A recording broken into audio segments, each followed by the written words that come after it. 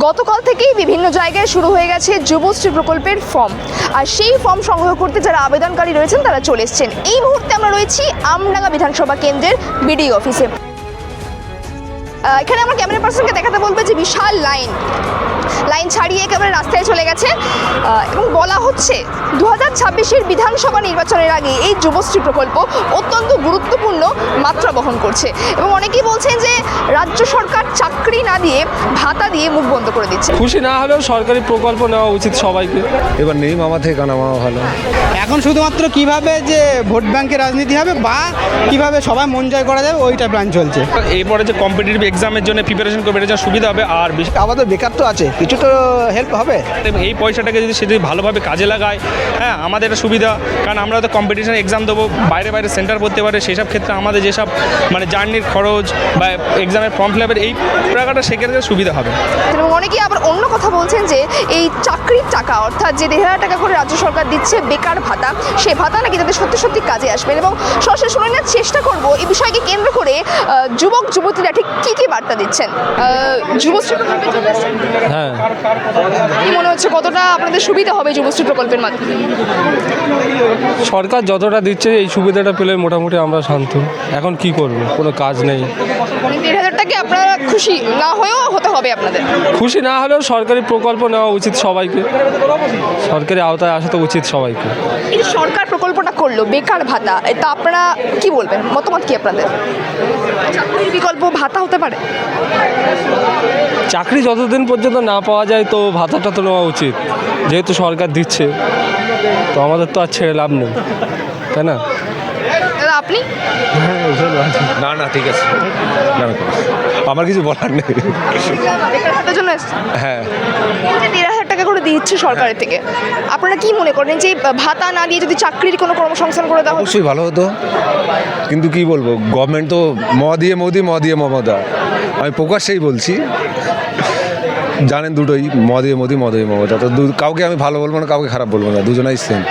এই 1,500 টাকা পেয়ে আপনাদের সুবিধা হবে বলছেন? এতে কিসের সুবিধা? মাসে 1,500 টাকা দিলে কী সুবিধা হবে মানুষের? আজকে এখন যা এক্সপেন্সিভ আছে মার্কেটে, তো কী করে হবে? এবার নেই মামা থেকে কানা মামা ভালো। দিচ্ছেন বলে আপনারা নিচ্ছেন? হ্যাঁ হ্যাঁ হ্যাঁ। না, আমরা বেকার, ওই জন্য এসেছিলাম। জমি জায়গা নেই, ভূমি, আচ্ছা আচ্ছা তার জন্য এসেছিলাম। আচ্ছা, কি সমস্যা আপনাদের এরকম? সমস্যা আমরা কিছু পাচ্ছি না, এই জন্য। তা দিদি এইটা চালু করলো, ওই জন্য জমা দিতে এসছি। এই যে রাজ্য সরকার বেকার ভাতা দিচ্ছে মাত্র 1,500 টাকা, এটা আদৌ কি কোনো যুব সমাজের সুরাহা হবে বলে মনে হচ্ছে? আমার তো মনে হয় হবে। কি করে? যারা অনেকে বেকার চলছে না তারা তো সুবিধে পাবে না, পাবে না? বলেন, তুমি বলেন, আমি আপনাদের মতামত জানতে চাইছি। আপনার মতামত কি সেটা বলেন। টাকার পরিমাণ তো অত্যন্ত কম, 1,500 টাকা। কম হলেও যুবশ্রী প্রকল্প চালু করা হয়েছে গতকাল থেকে, আর যে চিত্র আমরা বিভিন্ন বিডিও অফিসে দেখতে পাচ্ছি, বিভিন্ন যুবক যুবতীরা আসছেন ফর্ম নিতে। এই যে বেকার ভাতা দেওয়া হচ্ছে মাত্র 1,500 টাকা, কি মনে হচ্ছে আপনাদের সুবিধা হবে? হ্যাঁ অবশ্যই এটা আমাদের সুবিধা হবে, কারণ এই জন্য যে আমরা যা এরপরে যে কম্পিটিটিভ এক্সামের জন্য প্রিপারেশন করবে এটা সুবিধা হবে। আর বিশেষ করে বলতে গেলে এটা দিচ্ছে, এটা আমার মনে হয় ঠিক স্টুডেন্টের ক্ষেত্রে খুবই এটা ভালো, মানে এটা আমাদের ক্ষেত্রে সুবিধা হবে কি যত এক্সাম দেবো বা যত কিছু সেটা মানে এটা মানে পয়সাটা থাকলে খুব সুবিধা হবে আমাদের। টাকার পরিমাণ তো অনেকটাই কম, মাত্র 1,500 টাকা। পরিমাণ কম বলতে এটা ঠিকই আছে, এখন তো আমরা তো মানে কিছু করছি না, সেই হিসেবে স্টুডেন্ট হিসেবে যেটা দেওয়া হচ্ছে সেটা আমার মনে হচ্ছে এটা ঠিকই আছে। ঠিক আছে বলছেন? আমার কাছে এটা ঠিক আছে। আপনি কি পড়াশোনা করছেন এখন? হ্যাঁ অবশ্যই আমি পড়াশোনা করছি, করছেন? আমি ইলেকট্রিক্যাল ইঞ্জিনিয়ারিং করছি যাদবপুর বিশ্ববিদ্যালয় থেকে। যুবদের জন্য কোনো বার্তা দিতে চাইছেন? যুবদের জন্য বার্তা দিতে চাইছি যে এইটাকে যদি মানে সবাই আমার মতে যেটা বলে যে সবাই, আমি যাকেই দেখি সবাই বলে যে চাকরি চাই, কিন্তু সরকার তো অতটা আমার মতে বলে যে ভ্যাকান্সি ক্রিয়েট করতে পারবে না। হ্যাঁ, এবার মেন কথা হচ্ছে যে এর মধ্যে যে ছেলে যার মধ্যে মেধা আছে, যে ভালো করে মানে চেষ্টা করবে অবশ্যই সে পাবে। আর এই পয়সাটাকে যদি সে যদি ভালোভাবে কাজে লাগায়, হ্যাঁ আমাদের এটা সুবিধা, কারণ আমরা তো কম্পিটিশন এক্সাম দেবো, বাইরে সেন্টার পড়তে পারে, সেসব ক্ষেত্রে আমাদের যেসব মানে জার্নির খরচ বা এক্সামের ফর্ম ফিল আপের এই রাখাটা সেক্ষেত্রে সুবিধা হবে, নিতে হেল্প। অনেকে আবার এই কথাটা বলছেন যে এই যে সরকারের কাছ থেকে 1,500 টাকা করে দেওয়া হচ্ছে, যারা যুবক যুবতীরা রয়েছেন তারা হয়তো বাজে কাজে ব্যবহার করতে পারেন। আপনি তো একজন যাদবপুরের স্টুডেন্ট, ইলেকট্রিক্যাল ইঞ্জিনিয়ার, আপনার কি মনে হয় এই বিষয়ে? না, বাজে কাজে ইউজ করতে হবে সেটা তার এটা ব্যাপার, কিন্তু হ্যাঁ এটা তার নিজস্ব ব্যাপার সেটা, কিন্তু এটাকে যে ভালোভাবে কাজে লাগাতে পারবে তার এটা উন্নয়ন হবে, আর যে ভালোভাবে কাজে লাগাতে পারবে না সেটা তার ব্যক্তিগত ব্যাপার। এটা দিয়ে বলা না যে খারাপ হবে, তো খারাপ করতেই পারে। এইটা নিয়ে অনেকে বলছেন যে মাধ্যমিকের পরেই এরকম বেকার ভাতা দেওয়া হচ্ছে, কোথাও গিয়ে কি যারা ছাত্রছাত্রী রয়েছেন তাদের কি মনোভাব আরও কমে এলো যে না চাকরি করে কি হবে, ভাতা তো দিচ্ছে সরকার? না, ভাতা ওই রকম মনোবৃত্তি করলে হবে না। কারণ হচ্ছে যে ভাতা দিলে তো এই আপনি যেটা বললেন যে 1,500 টাকা মানে টাকাটা নিয়ে তো কিছু চলবে, এটা কিছু মানে পসিবলই না। কিন্তু আমাদের স্টুডেন্টের ক্ষেত্রে যারা পড়ছে তাদের ক্ষেত্রে আমি বলবো ঠিকই আছে, মানে আমাদের ক্ষেত্রে ঠিক। সরকার বেকার যুবক যুবতীদের দিচ্ছে 1,500 টাকা চাকরির বদলে, কি মনে হচ্ছে ভাতা কি কোথাও গিয়ে চাকরির বিকল্প হতে পারে? সে তো হতেই পারে না, কিন্তু যদি এই যতটা পরিমাণ আমাদের ভাতার একটা অ্যামাউন্ট দেওয়া হচ্ছে, এরকম এদের জন্য কন্যাশ্রী বা রূপশ্রী আর তাছাড়াও 25 বছর লক্ষ্মীর ভাণ্ডার, আমাদের ছেলে যদি 1,500 টাকা না দিয়ে, অন্তত আমি বলবো যেহেতু আমি অ্যাসপিরেন্ট, তো অন্তত যদি 1,500 টাকার এই বাজেটের কিছুটা পরিমাণ অন্তত এই আমাদের যদি গভর্নমেন্ট নিয়োগের দেখতে দিত, তো একটা নিয়োগ 5 বছর ধরে চলতো না। একটা WBCS নিয়োগ করতে 5 বছর লাগে, একটা PSCর অন্য ক্লার্কশিপ মিসলেনিয়াস সবেতেই 5 বছর লাগে। তার উপরে ও করতেই চায় না ওরা, মানে বর্তমান গভর্নমেন্ট। তো 1,500 টাকাটা অবশ্যই ভালো, আমি নিতে এসেছি, কিন্তু এটা না যে ভালো সবার জন্যই।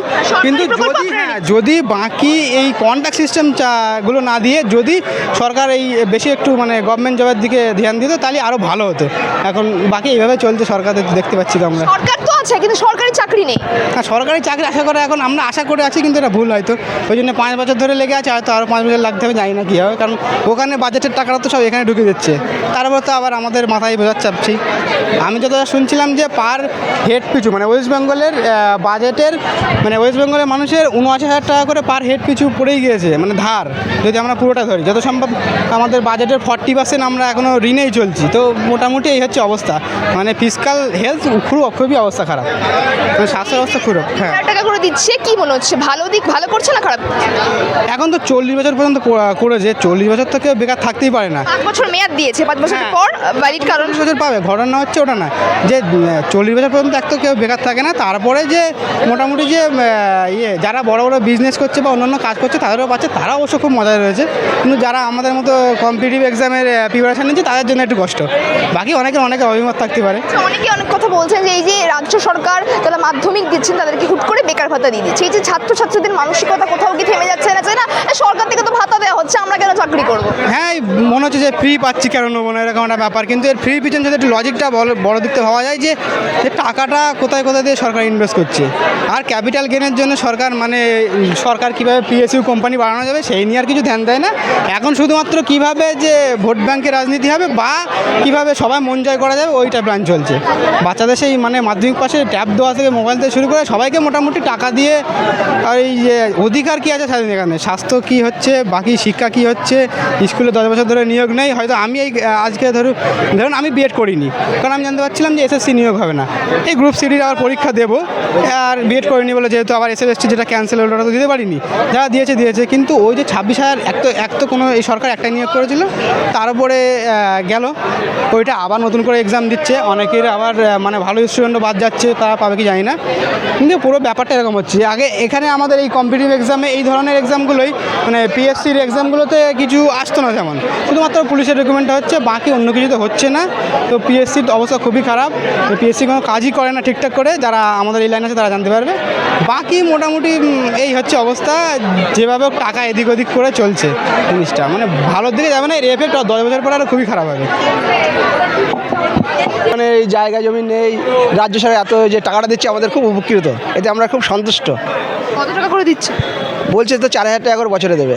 বছরে 4,000 টাকা করে দেবে? হ্যাঁ, বছরে 4,000 টাকা করে দেবে, এতে আমরা খুব সন্তুষ্ট।